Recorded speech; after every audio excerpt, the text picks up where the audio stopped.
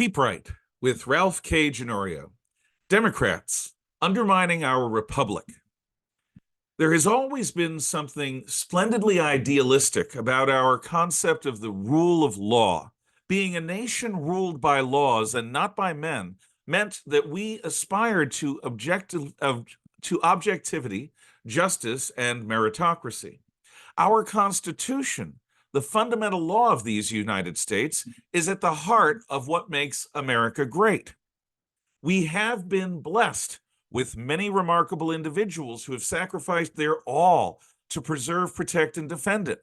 None of these heroes themselves alone made us free. Our adherence to this basic law has made and kept us free.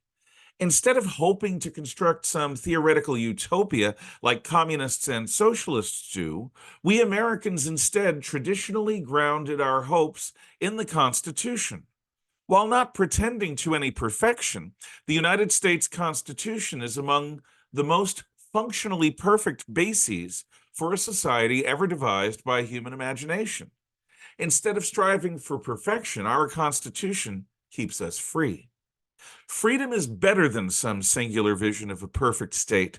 Freedom is messy, turbulent, and brimming with vitality. Freedom is alive with our individuality, giving scope for us to pursue our multitudinous personal dreams. Free people do not belong to society. Society belongs to us.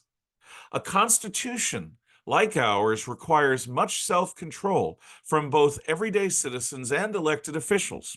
A functional sense of good sportsmanship is required, where the good of the system of freedom is more important than any momentary win or loss. Ongoing freedom also demands that we each bear in mind the spirit behind the laws as well as their letter. Every time someone games the system by distorting the intent of a law, by twisting its words, we are all diminished. Such idealism. Does anything I have just said correspond to what is observable in the machine politics of today?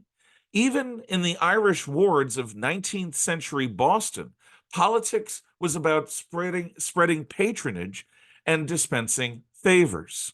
A politician who did not grease palms and barter special preferences would not last long in office. Power was to be used to reward supporters and punish opponents. Fair play be damned.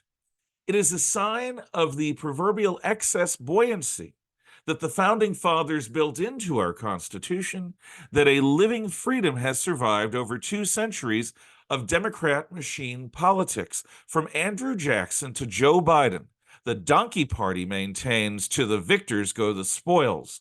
Like any parasite, the Democratic Party has leached value off of the American body politic to feed itself and its constituent factions. Never in its history has the Democratic Party stood for the average American, the middle class, or the meritocratic system that our freedom provides. For 2 full centuries, Democrats put their fingers on the scales of blind justice to pay off supporters and penalize enemies. They were always the party of special interest groups against the American mainstream, building coalitions of urban immigrants and Southern slave owners and segregationists. If there was a group that wanted special treatment and illegitimate favors, a Democrat would always appear to offer a sweetheart deal. This remains true of today's Democratic Party, with its alliance of special interests who employ identity politics to extort privileges from their constituents at the expense of the rest of us. Sleazy and corrupt as it objectively is, Democrat machine politics has been normalized since Woodrow Wilson and Franklin Delano Roosevelt intruded the federal government into every aspect of our lives. However, like cancer or any other runaway parasite, Democrats have no notion of balance. They do not know that when their particularism threatens the very survival of the body politic, they should temporarily reduce their selfish plundering. However, addicted to wielding power and redistributing money to make the world a better place, Democrats seem constitutionally incapable of acknowledging any limits to their predations. This is why today's Democratic Party is bringing our constitutional federal republic into a death spiral from which we may soon be unable to break free. Their abuse of power has induced over 10 million illegal immigrants to invade our land just so that one day they might vote Democrat.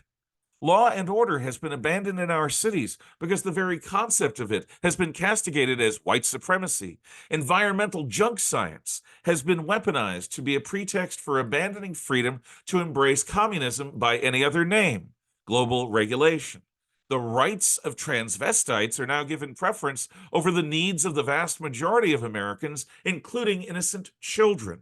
Now, President Trump is being buffeted by a seemingly endless stream of illegitimate nuisance lawsuits intended to skew the coming election against him. Coalitions of Democrat politicians, technologists, and bankers are robbing us of our autonomy to think, speak, and act beyond the limits they are trying to set. Americans, the cancer that is the Democratic Party machine politics is finally killing us. Either we awaken to this threat and challenge them as the existential threat to our ongoing freedom that they are, or the Constitution will be utterly abandoned. If we Americans of all types and outlooks do not speak out with courage and conviction to identify this threat and proclaim that we can do better, then nothing less than freedom will be lost.